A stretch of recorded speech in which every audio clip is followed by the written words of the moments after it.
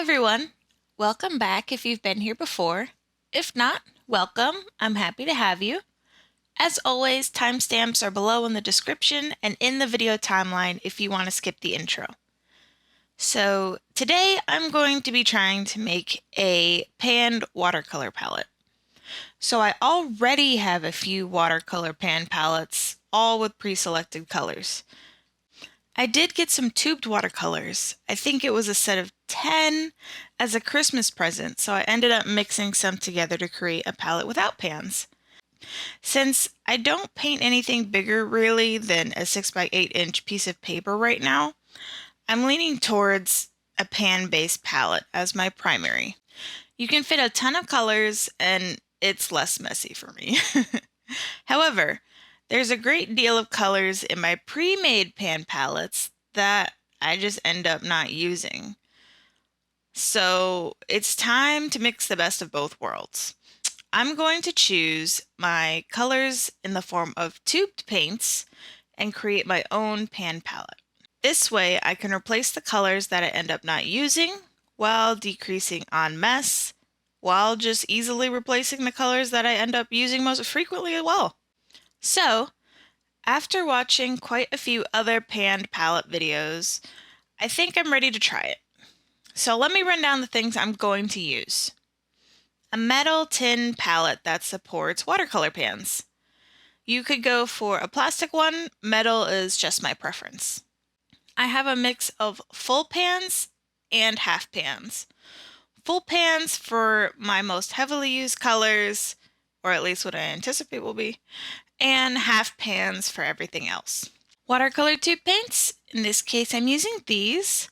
While I did get them for about $3 each online, I definitely got quite a few. I recently got a nice web development freelance contract, so I was able to splurge. You definitely don't need this many colors, but I wanted this many colors. My gifted paint tubes were also this brand, and I really enjoyed them. They also have a high degree of light fastness, so my paintings will stay vibrant longer. A paper clip to try and avoid air bubbles and mix in any binder that sloshes out as I squeeze the paints into the pans, but you could also use a pin or a small paintbrush handle. A paper towel to wipe your stir item choice. I also made a color mock-up, which is just a plan for where I want my colors to go. Totally optional. I just thrive on organization. A waterproof pen or marker. In this case, I'm going to be using a black Sharpie to label your pans. And watercolor paper for my color chart and a glazing chart. I would recommend you make at least the color chart, with the glazing chart being optional. I did test out the process a few times beforehand to see how it would go and how long it would take to dry. Spoiler alert, it takes quite a while if you leave the palette inside. I think I checked on my first pans around 5 days later and they were still a little soft, but I've also heard some paints just don't dry all the way down and stay a little sticky, so that could be the case as well. I'm new to all this, not an expert. I'm going to keep my eyes on them and see what happens. And now I'm ready to go through this big old box of paints and finish it. So step 1.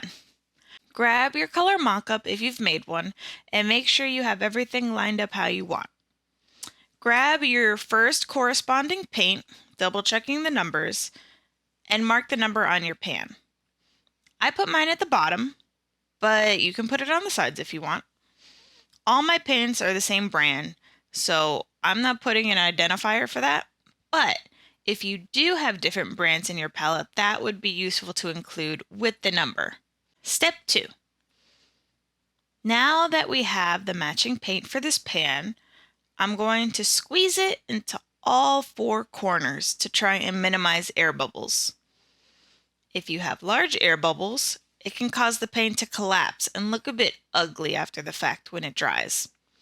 The look doesn't matter so much, but if there's areas within the paint pan where water can't dry, that could end up being problematic.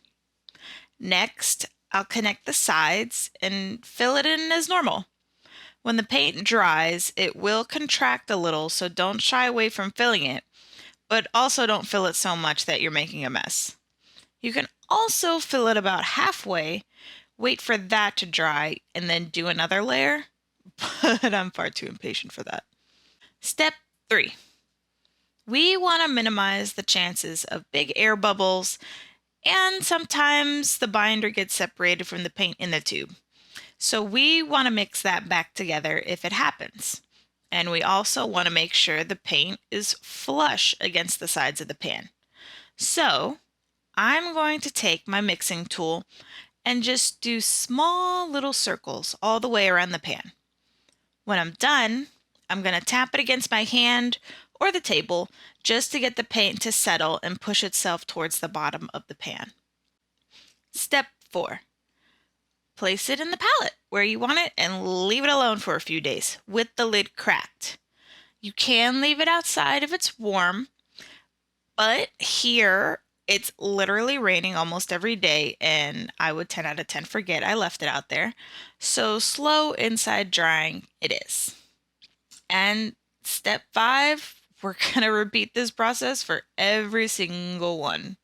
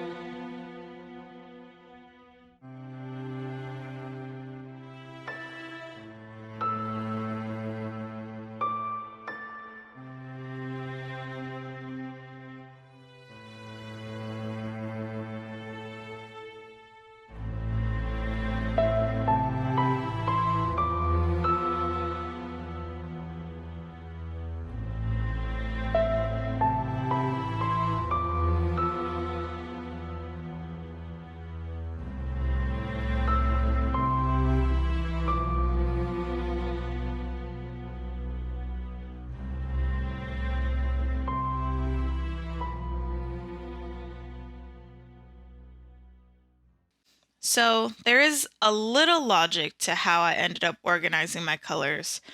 I kept the brightest ones like whites and yellows up in the corner to kind of hopefully prevent color contamination from other ones, like moving over it and dropping into it, or other colors around it being darker and like making their way into the pan. So that's why my half pans start with those lighter colors, and then from there it just kind of follows a natural transition into oranges, reds, pinks, purples, blues, back and forth again across the spectrum. Now I want to make a color chart to go with my palette. So for the outline for this one, I've just mocked it up on the computer and then traced out the lines. This just let me make sure that everything had the same amount of space and I didn't have to measure manually with a ruler because that can be like super tedious. All I'm going to do is wet each watercolor, let it sit for a little bit just so it can be activated, and then I'm going to swatch out for each color.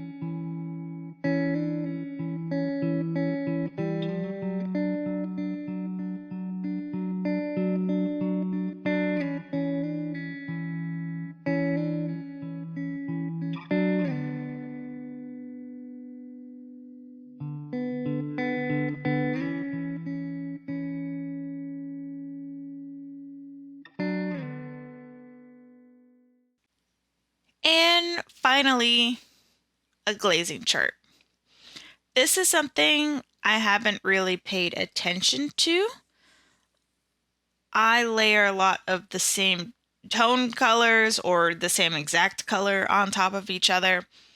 But I watched a video by Danica Sills mentioning glazing, and I wanted to make this little cheat sheet for myself with what I anticipate to be my most used colors. So, glazing is putting down one color, waiting for it to completely dry, and then placing down another. This can often give more vibrant colors than if you mix them together on the palette. So it's a great option to keep in your toolbox. And I'm going to end up doing columns first, letting them dry, and then the rows.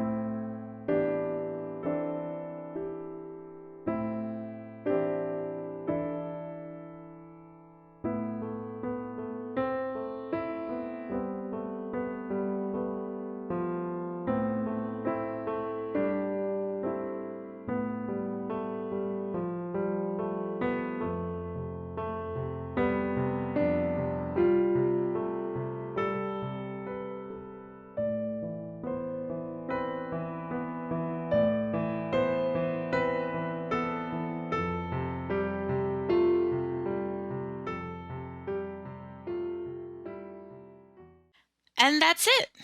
Now I have my palette, my color chart, my glazing chart, and I'm so excited to add this to my supplies. This is also my first kind of tutorial how-to video, so please let me know how I did in the comments below, or if you have another topic you'd like me to make a video on.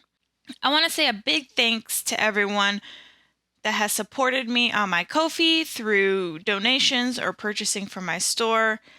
And as always, thank you guys so much for watching. Don't forget to like and subscribe if you'd like to see more from me. All my socials and support links are below if you're interested. I hope everyone has a great day, and I will see you all soon. Stay different.